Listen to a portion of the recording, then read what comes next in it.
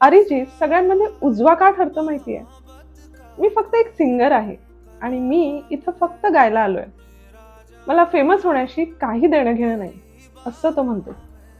ना ब्रँडची हाव, ना प्रसिद्धीची भूक, ना मी कोण आहे हे दाखवण्याची घाई.